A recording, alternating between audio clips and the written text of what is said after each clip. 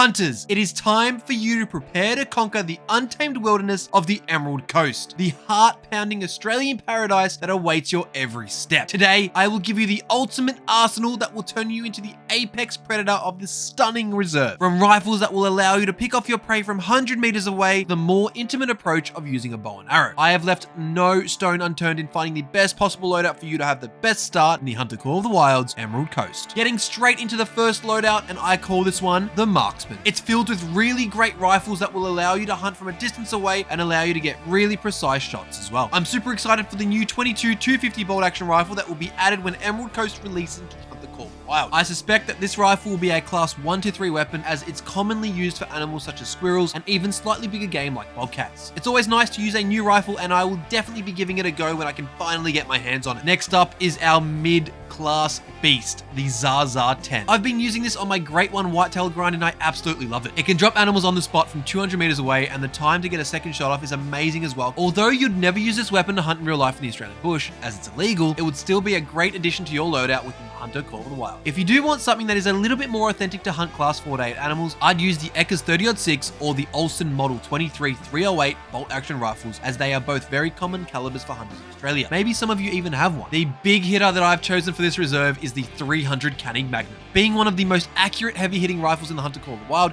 it was no brainer to add this to the Marksman loadout. This rifle would definitely allow you to drop some of the biggest of bantang, and when it comes to hunting saltwater crocodiles, I know that I want an accurate big game rifle by my side. As I'm sure a lot of you already know, I own a 300 in real life, and it's actually due to my love for the weapon in this game. It will definitely be perfect for taking out class 7 to 9 animals in the Emerald Coast. Speaking of accuracy, what's more accurate than liking the video to spread it to more hunters like yourself? Our goal for this video is 100 likes. I wonder if we can hit it. The next loadout that I'll be using in the Emerald Coast is the close and quiet but prepared loadout. This loadout mixes your ability to get as close as possible to animals with a bow and arrow, but also gives you the opportunity to take out magpie geese and stubborn quail with a shotgun. The bow that I would recommend using is the COTW CB65. When using 300 grain, 420 grain, and 600 grain broadheads, you can cover all classes 1 to 9, which is great. Bow hunting can also be very rewarding, as hunts usually take a lot longer than using something like a rifle to pick off animals from range. I would love to see one of you drop a Great One fallow deer on the Emerald Coast with a bow. Maybe one of you will even get a Texas heart shot on. I have always heard that Texas is a lot like Australia. A great addition to this bow is the Caversham Steward 12 gauge shotgun. You would hate to be stalking through the bush and spook some quail or magpie geese that you can't hit with your bow. This is where the Caversham comes in. Using the 12 gauge birdshot, you can easily drop these animals from midair. Using the buckshot or slugs is also a great way to drop class 2 to 8 animals as well, should you need to. The next loadout that we have here is what I am calling the John Wick loadout. It is chock full of handguns and will be able to decimate any animal of any class. To start with class 1 animals, I'll be using the Magnifico with 410 birdshot. This handgun is very fast to pull out on small game. If you want to use the Magnifico on bigger game within the Emerald Coast, you absolutely can with the 45 Colt rounds that will drop class 2 to 5 animals as well. The mid-class handgun that I've chosen for this loadout is the 10mm Davani. This popular handgun will be